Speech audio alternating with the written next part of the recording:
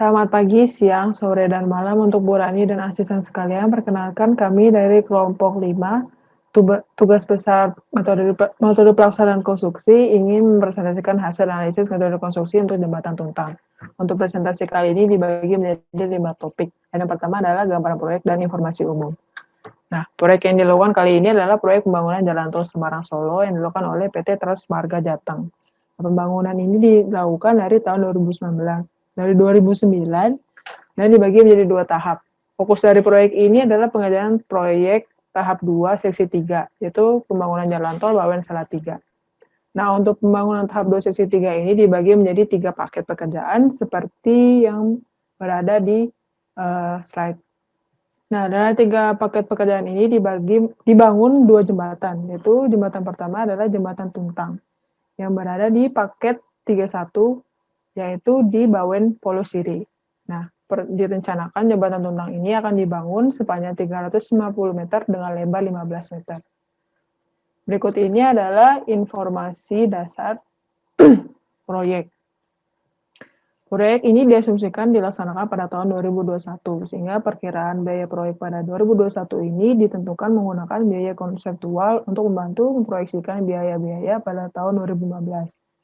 Nah, proyek pembangunan jembatan termasuk dalam jenis bangunan IHPB pekerjaan umum dan IHPB pekerjaan umum untuk jalan, jembatan, dan pelabuhan. Nah, data IHPB ini dapat dari situs resmi BPS. Yang kedua adalah metode dan tahapan pekerjaan. Untuk metode pekerjaan ini terdapat 3 pekerjaan, yaitu pekerjaan persiapan, pekerjaan struktur bawah, dan pekerjaan struktur atas. Pekerjaan persiapan ini terdiri dari pekerjaan penyediaan air dan listrik kerja hingga penimbunan serta pemadatan tanah sedalam 20 cm. Untuk pekerjaan struktur bawah ini terdiri dari pekerjaan fondasi, footing, abutment, kolom pilar, dan pierhead. Untuk struktur atas ini terdiri dari pekerjaan stressing girder, grouting, pekerjaan erection girder, pemasangan diafragma, dan pemasangan RC plate. Baik, selanjutnya kita akan membahas tentang metode service crane. Dalam hal ini, kami menggunakan 2 tipe crane, yaitu tower crane dan crawler crane. Sebelumnya, kita perlu mengetahui pengertian dari crane itu sendiri.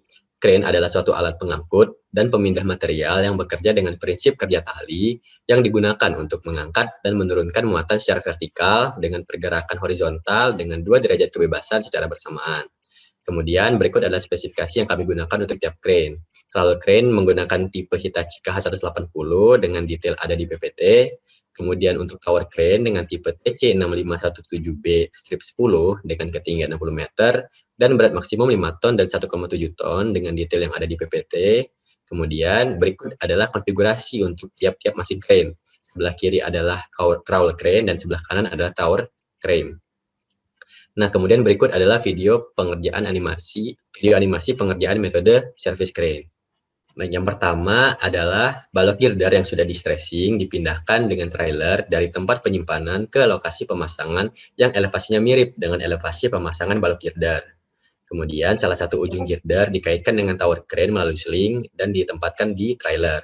Kemudian trailer mundur mendekat secara perlahan ke arah jembatan dan tower crane bergerak ke pierhead seberang.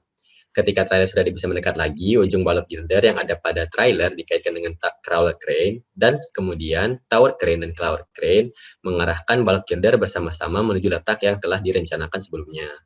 Nah, hal ini dilakukan berulang kali untuk tiap-tiap masing balok girder dan antar pierhead lainnya.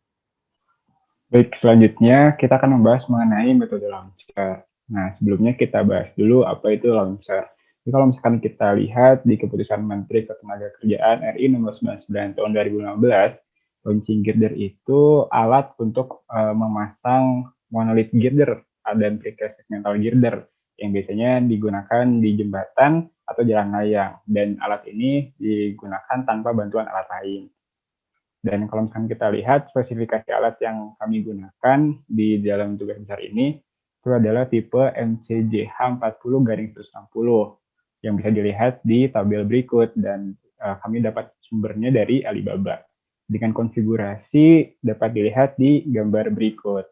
Dan mungkin langsung saja ke metode pekerjaannya. Nah, pertama-tama jadi girder yang sudah di precast sebelumnya itu diangkat oleh tower crane, kemudian dipasang di troli, Nah, kemudian dibawa dengan menggunakan troli ke sisi pemasangan, kemudian dipasang ke gantry crane dengan hoist-nya, dan kemudian gantry crane ini yang akan menempatkan girder ke posisi yang tepat untuk dipasang. Dan girder-girder ini akan terus dipasang berulang kali. Jadi kegiatan ini terus berulang sampai semua girder terpasang dengan sempurna.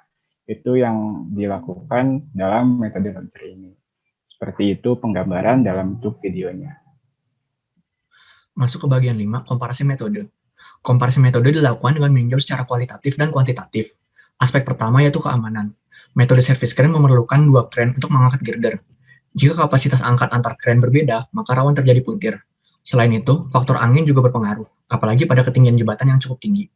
Sedangkan pada metode launcher, action girder menggunakan rel sehingga prosesnya menjadi lebih stabil dan aman.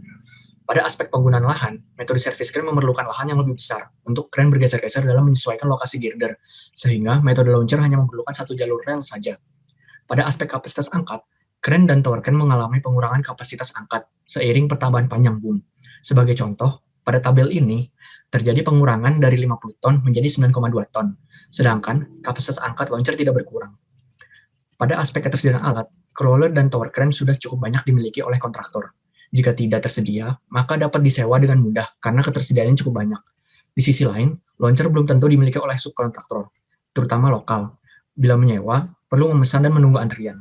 Selain itu, berdasarkan Permen Nomor 99 Tahun 2016, operator launcher memerlukan sertifikat kompetensi sehingga menambah hambatan penggunaan launcher. Masuk ke pendekatan kuantitatif, pendekatan ini memiliki 5 alur pengerjaan utama. Dalam menentukan produktivitas alat, siklus metode pekerjaan perlu ditentukan terlebih dahulu. Didapatkan metode launcher 21 menit per girder dan metode service crane 13 menit per girder. Dengan total 108 girder, maka metode launcher membutuhkan waktu 37 jam, sedangkan service crane hanya 22 jam saja. Biaya pekerjaan erection girder dihitung dari biaya alat dan pekerja. Berdasarkan kebutuhan waktunya, metode launcher membutuhkan sekitar 85 juta rupiah, sedangkan metode service crane hanya 38 juta rupiah. Selain pekerjaan girder, perhitungan biaya menggunakan estimasi analisis harga satuan. Sumber yang digunakan adalah Jurnal Harga Satuan tahun 2015, sehingga perlu disesuaikan pada tahun 2021 menggunakan indeks harga. Hasilnya, biaya pada 2015 perlu dikalikan 1,15 untuk menjadikan biaya pada 2021. Hasil estimasi biaya dari pekerjaan-pekerjaan yang ditinjau sekitar 96 miliar rupiah. Biaya total didapatkan dengan menjumlahkan biaya AS dengan pekerjaan erection girder. Didapatkan metode launcher sekitar 96 miliar 150 juta rupiah, sedangkan metode service crane 96 miliar 100 juta rupiah. Hasil komparasi metode yang sudah dijabarkan dapat dibandingkan sebagai berikut. Dengan mempertimbangkan 1. Perencanaan dan penjadwalan proyek yang baik untuk lebih menjamin ketersediaan alat. 2. Perbedaan 15 jam relatif singkat dibandingkan waktu proyek 13 bulan. 3. Perbedaan biaya hanya lebih mahal sedikit 50 juta rupiah dibanding biaya total proyek sebesar 450 miliar rupiah. Jadi, metode yang kami pilih ada metode launcher. Terima kasih.